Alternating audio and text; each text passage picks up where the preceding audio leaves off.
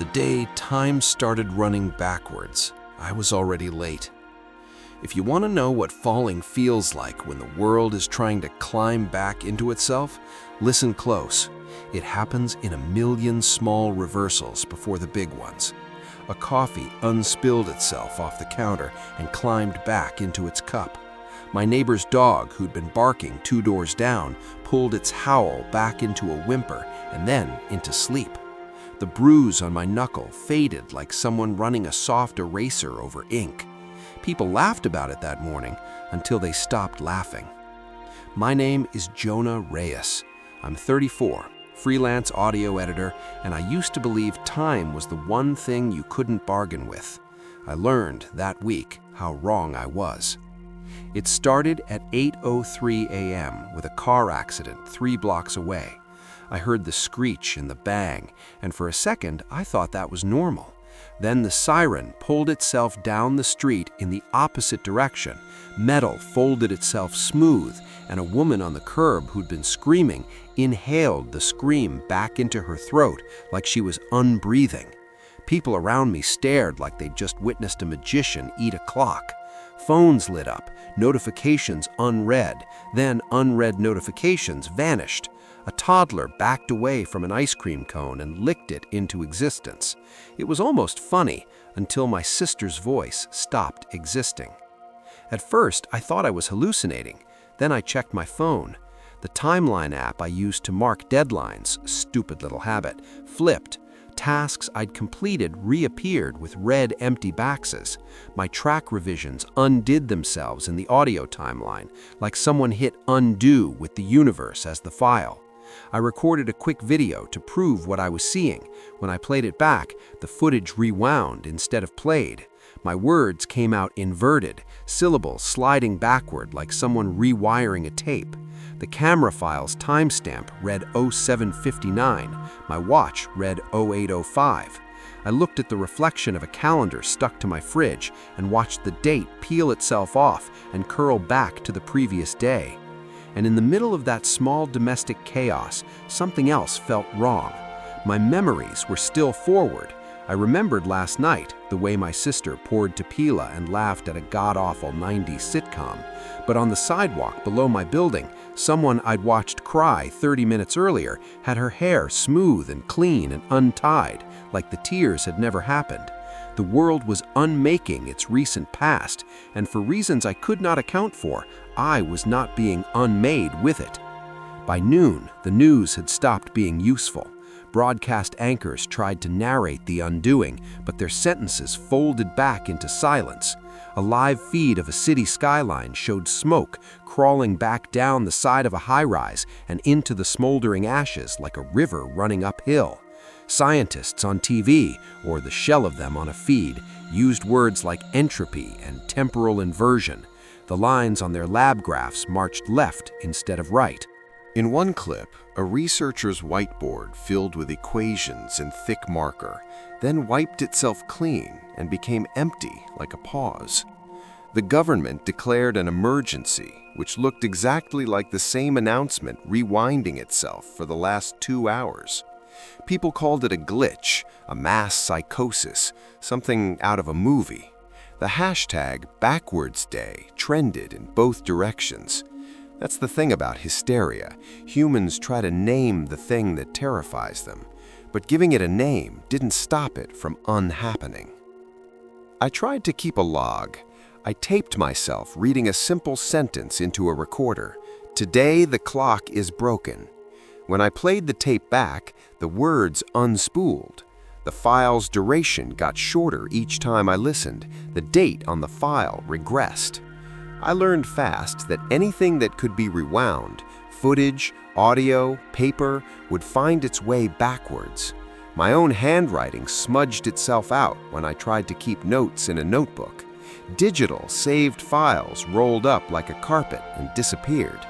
Only my brain and whatever device I carried that physically could not be reversed in its operation, my old field recorder, a battered thing with a mechanical wheel, seemed to keep linear time.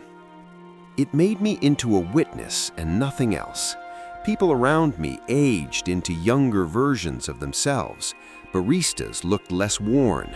Parents became new again in their children's eyes. Pregnancies uncarried. Expectant mothers found fetuses shrinking away inside them until the space in their bellies felt like an empty room. Old men became middle-aged, then boys whose memories of everything they had done vanished the way smoke does when you wave a hand through it. I watched a man shave his stubble back into his face like he was pushing shadow into skin. In the weeks that followed, which you could call weeks if you wanted to ignore the fact that days folded like cheap paper, society frayed at the edges, contracts unwound, birth certificates became blank, monuments reassembled themselves out of rubble. The stock market, which is basically a faith-based system with numbers, reversed into a slow, strange calm. It was as if history had decided to clean house. I tried to speak to my sister, Maya. At first, she laughed when I told her I remembered last night. Then she frowned, like she did the day she forgot where she kept her car keys. "Jonah," she said, we haven't met yet." Her voice was softer, like she was remembering an alternate life where I existed differently. I realized then that for everyone else, my history with them was being erased. For me, it persisted like a stubborn scar. I became a hoarder of memory. I started protecting things that the world was erasing. I kept my grandmother's locket in my pocket because jewelry seemed to resist change longer than paperwork. I hid photographs in a lead box, an old habit from a childhood of messing with magnets. The photos deteriorated, faces blurring and stepping out of the frame like actors exiting a stage, but they did it slower. I began carrying my sister's voice in short audio clips I cached on the mechanical recorder. When I pressed play in the dead of night, her laughter filled the room. But when I turned it off, as if obeying some quiet law, the sound would rewind in the air and retreat into silence. At a community center converted into a temporary shelter, I met a woman named Claire who had the same hollow look I'd started growing into. She was an ER nurse before the reversal, she told me. Now she was a teenager again in the way she held herself, brash, impulsive, hollow-eyed. But unlike everyone else, she remembered the future. Not entirely, but shards. The first night we met, she leaned in close over a table strewn with discarded ID cards and whispered, "Do you hear it? Like a record skipping?" She tapped the metal of the table and mimicked the backward skip with her tongue. "It's like the world's lost its patience." Claire and I made a weird partnership. We scavenged, not for supplies, which were strange enough, but for artifacts of memory, diaries, burned books, hard drives. We loaded whatever we could into a car with a mechanical odometer and drove to places the reversal hadn't completely rewritten. A farm outside the city where a silo had been rebuilt in reverse but still held grain. A library whose books were reassembling page by page like moths. Along the way, we saw the strangest things. Schools emptied as children became younger and younger until backpacks hung on empty hooks. Hospitals lost their patience the way an ocean loses a ship. First, the people no longer remembered their conditions. Then, the conditions themselves ceased to have occurred. There was less blood, more confusion, less grief, more erasure. I started to notice patterns. The reversal began at different times in different places, like a stain spreading from multiple points, not a single drop. It seemed to be accelerating.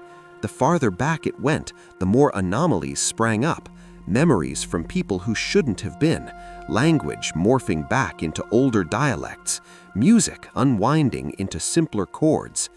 Entropy, whatever that meant now, was moving in an orderly, almost polite way, undoing one thing at a time, not all at once. The planet was not collapsing, it was regressing into a prior version of itself. Climate reports rewrote themselves, oil wells refilled, skyscrapers unbuilt their last floors. We found a lab near the river with a chalkboard full of equations clawed at by frantic hands. A scientist named Malik, gray in his beard, wild in his eyes, greeted us like an old friend who had been waiting. He'd been cataloging places where time's reversal began. "It's not time," he said, wiping his palms on his pants. "Not the way we thought. It's memory. Some external field, call it a wave, is collapsing recorded events into potential events. The world is becoming a series of could-bes instead of has-beens." "So why are you still remembering?" Claire asked. Malik shrugged. "That's the puzzle." Some of us have private axes of continuity. We're like anchors. Bodies apparently are porous to this phenomenon, but consciousnesses vary. We became anchors. There were dozens like us after a while. A burnt-out teacher from Queens who could recite Shakespeare forwards and backwards, a bus driver who kept a stack of paper tickets in his glove box that only he read, a teenager who'd hidden a mixtape and refused to let it go. We formed temporary cells, exchanging stories and trade, memories for food, old letters for blankets. We weren't fixing anything, not really. We were cataloging the ways the world unstitched.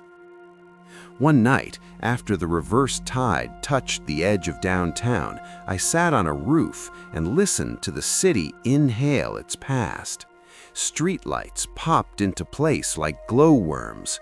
A mural across the alley that had been a tribute to a protest crowd smoothed itself back into blank brick, the painted faces sliding from the wall like wax. I pulled my sister's voice from the recorder and listened as she said something I loved, a stupid joke she'd told 100 nights before, and then I listened to it unsay itself. Tears came hot and real, and then cooled as my face grew younger in the reflection of a shop window. I was aging forward, but everything around me refused to keep pace.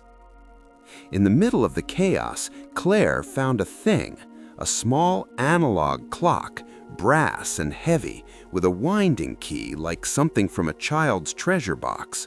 It didn't tick. Instead, it seemed to hum with an undercurrent that made the hairs on my arm stand up. When she wound it, the clock's hands spun backwards. When she unwound it, the hands locked. Malik studied it like a man parsing a riddle. "A local field resonator," he said at last, "some sort of device that modulates irreversible processes. If you could isolate the field source, you could maybe push it back."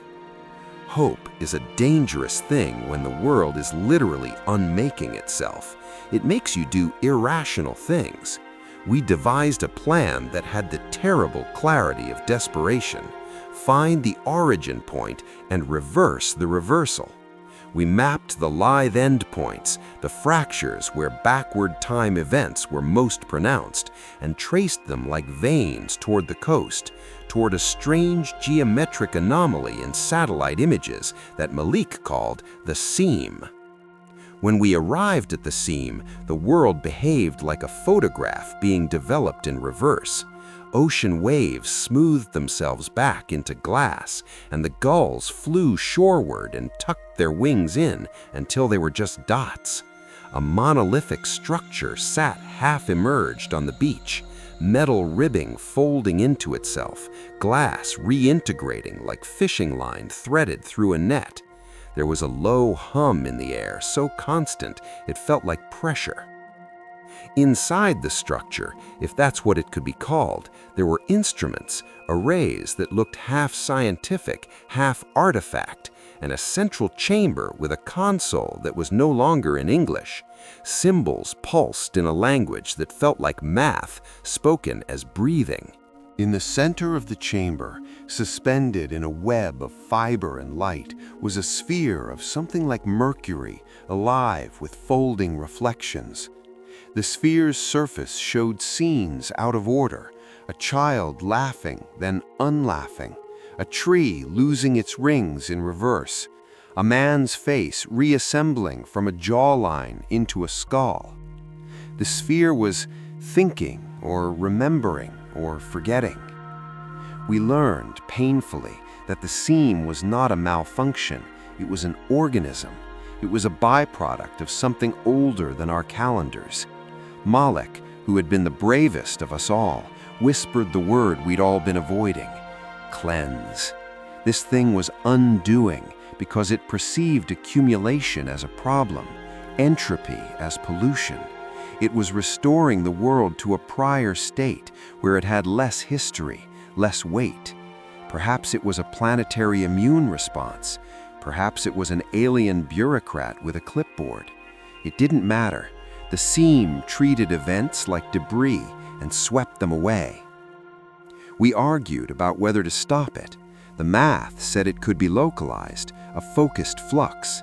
The ethics said, if you stop it, you're choosing which history remains. If you let it continue, millions of lives will be erased. Was a world without the last 50 years of greed and pain better or worse than a world with them? Who was qualified to choose? We had no mandate. We had a clock and a desperate hope. I volunteered to go into the chamber.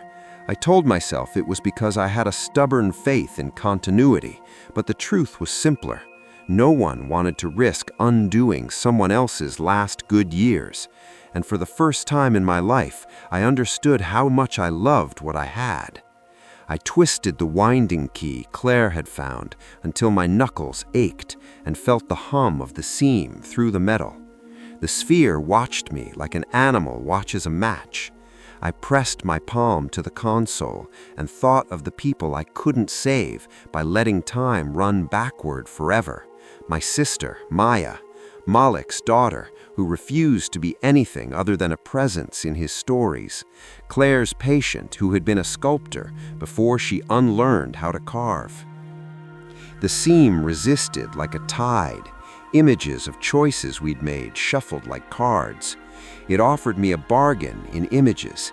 If I let it continue, it would fold back the worst of human history, wars like creases smoothed out, pollution pulled back into pipes, hunger undone by the unmaking of commodity chains. If I stopped it, the cost would be to carry the burden of all our remembered cruelties forward. It was seduction dressed as compassion. I realized in a raw way that this thing could have been an answer to a prayer and a nightmare at the same time. I could have walked away. Claire begged me to. Moloch argued. The bus driver, a quiet man with oil-stained fingers, folded his hands like he was praying and said nothing. I thought of the sound of my sister's laugh, currently trapped in that old recorder in my pocket, of her voice rewinding in the air and then gone. I thought of the child who had been born in a field hospital and then unbecome. I thought of the locket in my pocket. I turned the key. For a moment, nothing happened but a ringing behind my teeth. Then, everything accelerated. The sphere pulsed, and the chamber's soundscape shifted into a frequency that made my bones vibrate. I felt a pressure that was like being inside a throat. The seam offered me a single impossible image, the world with both timelines, overlapping like translucent sheets, the bad and the good layered and braided together. The seam suggested we could have both, hold on to our messy, forward-swept memory, and yet let the planet pull away the worst of itself. It was a paradox. You can't have an unburned house with all the burned memories intact. Memory and consequence move in the same direction for a reason. I thought I could cheat. I thought technology, will, and stubbornness would be enough. I reached with both hands into a possibility that wanted to be both end and beginning. The seam recoiled. The sphere split one thin fraction, and then, impossibly, stitched the two edges of its folding surface with a sound like glass remembering how to be whole. For a flicker, a blink that lasted longer than a lifetime. I felt the universe decide. Then the seam answered in its own language. It did not want to be bargained with. It wanted consistency. It shoved back. The world convulsed. When I came to, I was on the beach. The structure was gone. The tide had rearranged itself into a calm I did not trust. Claire was next to me, her face unfamiliar and familiar at once. Malik's beard had thinned as if time had shifted his hairline. The bus driver was there, and a scatter of others. We all had the look of people who had seen the sun set and then watched it rise in reverse. "Did we stop it?" Claire asked, voice small. I pulled the recorder from my pocket. I found my sister's laugh in the file and pressed play. It played forward. Her laughter was there, clear, whole. Behind it, for a heartbeat, I heard something else, a whisper that might have been the seam retreating, and then silence. For 2 days, the world held steady. People returned to their lives with the fragile gratitude of those who had been given a second chance at a moment. The markets shuffled forward like a deck resettled. Malik claimed partial victory in his notes. He said our intervention had localized the seam and damped its wave. He said the planet had appetite enough to a reset, but had been dissuaded by our insistence on continuity. He called it stabilization. He called it a compromise. But stabilization, I learned, is a word people use when they are afraid to say the truth. The seam hadn't been destroyed. It had been convinced for a while. The world had chosen to keep its clutter and its scars. We had bargained for memory, and memory was sticky. Then, in the middle of the night, 3 weeks later, everything I had tried to protect started to behave oddly. Photos I'd kept in a lead box began to twitch. The locket in my pocket warmed and opened itself against my chest. Inside, The photograph of my grandmother had reversed, her eyes looking away from the camera. The recorder's last file, the one with my sister's laugh, corrupted with a single new data point. A brief, almost subliminal sound beneath her voice, like a whisper saying, "Not yet." I understood then, with a clarity like a cut glass, that memory was not solely mine to keep. The seam had not been appeased so much as mollified. It had been made patient. There would be more tides. There would be days where time would step sideways and forget. We had delayed the erasure for the people we loved, but at a cost we hadn't fully paid. The world retained its right to tidy itself. We had extended the present, not nailed it down. People went back to living, but living now had a new cadence. We learned to vault our days like a poem that might be read backwards at any time. We began to archive everything in redundant ways, in wax, on stone, in the human mind. We taught children to tell stories out loud every night so that someone would remember them. We made rituals of repetition a new kind of prayer. We embraced the idea that memory was fragile and therefore holy. As for me, I kept the recorder and I kept winding the brass clock Claire found. I learned to live with the knowledge that at some future fold, the world might decide to rewrite itself again. I learned to love in short acts and long glances, as if each one might be the last thread the seam allowed to keep. I learned finally that the cruelest thing time had done before this was teach us to take our memories for granted. The last thing I remember, and there is an irony in saying that, because memory and time have been flirting with betrayal this whole while, is sitting at my kitchen table, the sun making clean shapes on the wood, and listening to my sister tell me something she hadn't yet learned. She was younger now, the laugh less practiced, and she said, "One day, Jonah, we'll look back and it'll all make sense." I laughed because how do you answer a sentence like that if the universe is unraveling? I told her, maybe, or maybe we'll just be brave enough to keep the pieces. She smiled, and for a moment the world stood still in a way that had nothing to do with physics. It had to do with choice. We had chosen as a species to keep the messy weight of our days. Not because we had the right to, but because there is dignity in the burden of memory. A world that remembers its mistakes can change.